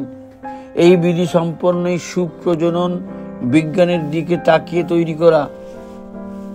প্রতিলোমজ পুত্রদের কখনোই সুস্থ সন্তান জন্ম দেবার ক্ষমতা থাকে না,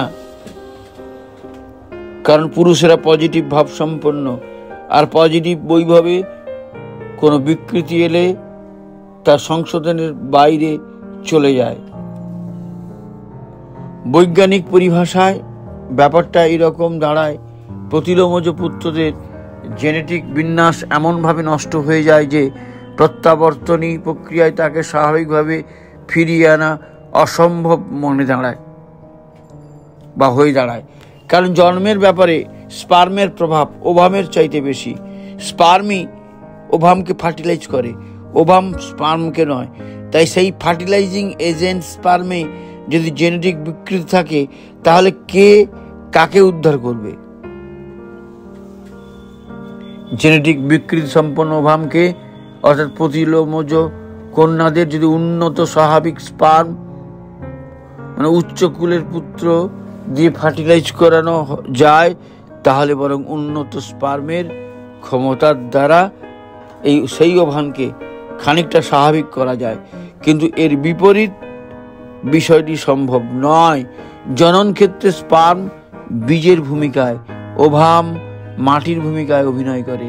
অর্থাৎ বীজ যেমন মাটিতে পড়ে গাছে রূপান্তরিত হয়, তেমনি পিতার স্পার্মে মাতার ওভামের ভেতর সন্তান রূপে জন্মগ্রহণ করে। শশী ঠাকুর যেমন অনুলোমের সমর্থন ও প্রতিলোমের বিরুদ্ধতা করে গেছেন, তেমনি পাশ্চাত্য দেশে জীব বিজ্ঞানীরা জেনেটিক কাউন্সেলিংকে প্রত্যাবর্তন করতে চাইছেন। তাদের দেশে আমাদের দেশের মতো আর্য সমাজ ব্যবস্থা বিভিন্ন শাশ্বত সিদ্ধান্ত নেই বলেই তারা বিজ্ঞানের দ্বারা ভালো মন্দটিকে বিচার করে নিতে চাইছেন।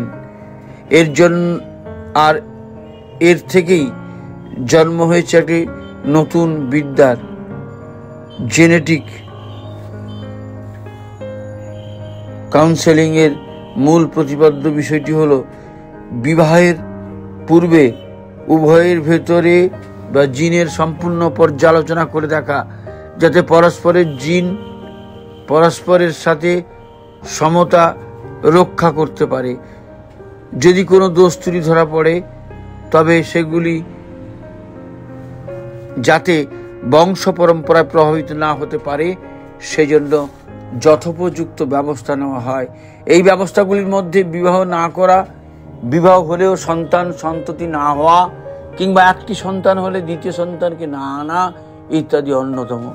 যেহেতু জিনের ত্রুটি ঔষধ বা অপারেশন দ্বারা আরোগ্য করা যায় না, তাই উপরের ব্যবস্থাগুলির কথা চিন্তা করা হয়। এই জেনেটিক কাউন্সেলিং মূলত আর্য সমাজ ব্যবস্থার বিবাহ নীতির বৈজ্ঞানিক প্রমাণ।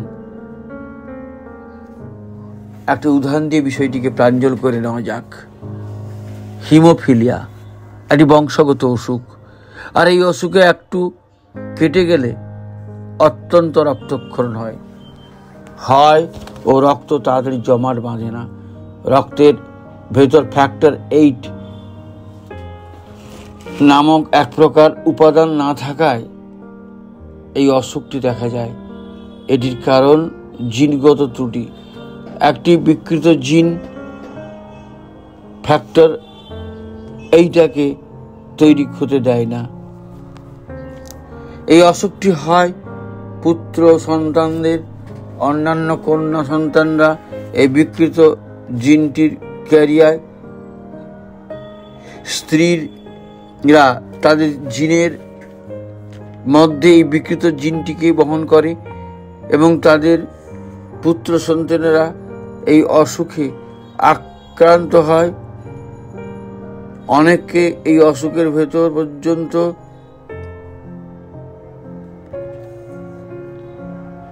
শেষ পর্যন্ত মৃত্যুবরণ করতে হয়। আমার নিজেরই এক ডাক্তার বন্ধুর সবকটি ভাইকে মৃত্যুবরণ করতে হয়েছে এই অসুখে। একমাত্র সেই নাকি বা সেই বাকি কি নির্মম ট্র্যাজেডি। এখন জেনেটিক্স বা জেনেটিক কাউন্সেলিং এর নিয়ম অনুযায়ী একটি কন্যা সন্তানদের বিবাহ হলে তাদের পুত্রদের এবং অসুখ হবার সম্ভাবনা থাকে। আর যদি এই অসুখটিকে পরম্পরায় প্রভাবিত হতে দেওয়া না হয়, তাহলে ওই কন্যা সন্তানদের বিবাহ না করাই উচিত। এইটি জেনেটিক কাউন্সেলিংয়ের সিদ্ধান্ত। এই বিষয়ে আমি নিজে আমার কলকাতার মেডিকেল কলেজ হাসপাতালের শিশু বিভাগে লক্ষ্য করে দেখেছি যে হিমোফিলিয়াতে আক্রান্ত শিশুদের পিতামাতা কিংবা তার ঊর্ধ্বতন বংশে প্রতিলোম বিকৃতি আছে 77.2%। বাকি ক্ষেত্রে পিতামাতার স্পষ্ট উত্তর পাওয়া যায়নি। তাই এখন এটা সত্য যে প্রতিলোম বিকৃতি যেখানে যত বেশি, বিকৃত জিনের সংখ্যাও সেখানে তত বেশি, আর বংশগত অসুখও সেখানে তত বেশি। এই বিষয়ে আমরা আরও গবেষণা করলে এরকম সব অদ্ভুত ব্যাপার আরও লক্ষ্য করা যাবে এবং ঠাকুরের কথায় সত্যতা আমরা আরও ধরতে বা বুঝতে পারব। বিজ্ঞানের একটি সিদ্ধান্তকে সত্য বলে আমরা মেনে নিই তখনই যখন 80% 90% ক্ষেত্রে কোনো পর্যবেক্ষণ সত্য বলে দেখা যায়। যেমন একজন বিজ্ঞানী 1262টি কেস নিয়ে স্টাডি করে যদি বলেন 1002টি কেসে কোনো একটি নির্দিষ্ট বিষয় সবসময় একই রকম করতে হবে, 2 একই রকম লক্ষ্য করা গেছে, তবেই এই বিষয়টিকে সত্য বলে মেনে নেওয়া হয়। শর্ত হলো 2টি। 1, ওই বিজ্ঞানীকে তার বিজ্ঞান প্রতিভা প্রমাণ করতে হবে, এবং 2, তার ওই বিষয়টি কোনো স্বীকৃত জার্নালে প্রকাশিত হতে হবে। সুতরাং আমার মনে হয় আমরা যদি এইভাবে ধরে ধরে প্রতিলোম অনুলোম সন্তানদের পর্যবেক্ষণ করি ও কেস হিসাবে সাজিয়ে গুছিয়ে প্রকাশ করি, তবে ঠাকুরের কথাগুলো বৈজ্ঞানিকভাবে প্রমাণিত হতে পারে। আর তা না হলে অপেক্ষা করতে হবে কোন বিজ্ঞানী কবে বিদেশে বসে কোন জিনিস এইভাবে প্রমাণ করবেন, সেই আশায় আজকে এই প্রতিবেদনটি শেষ করব ঠাকুরের একটি বাণী দিয়ে। ঠাকুর বলছেন, দুর্বল হৃদয়ে প্রেম ভক্তির স্থান নেই। পরের দুর্দশা দেখে, পরের ব্যথা দেখে, পরের মৃত্যু দেখে নিজের দুর্দশা, ব্যথা বা মৃত্যুর আশঙ্কা করে ভেঙে পড়া, এলিয়ে পড়া বা কেঁদে আকুল হওয়া ওসব দুর্বলতা। যারা শক্তিমান তারা যাই করুক, তাদের নজর নিরাকরণের দিকে, যাতে ওসব অবস্থায় আর না কেউ বিধ্বস্ত হয়। প্রেমের সহিত তারই উপায় চিন্তা করা। বুদ্ধদেবের যা হয়েছিল ওই হচ্ছে সবল হৃদয়ের দৃষ্টান্ত। এখানেই শেষ হলো জেনেটিক্স, ইউজেনিক্স ও শ্রী ঠাকুর। ভুল ত্রুটি অবশ্যই ক্ষমা করবেন। কেমন লাগলো জানাবেন, কমেন্টে লিখে জানাবেন। পরমপিতা রাতুল চরণে আপনাদের সবার সার্বিক মঙ্গল প্রার্থনা করি। জয় গুরু, বন্দে পুরুষোত্তমম।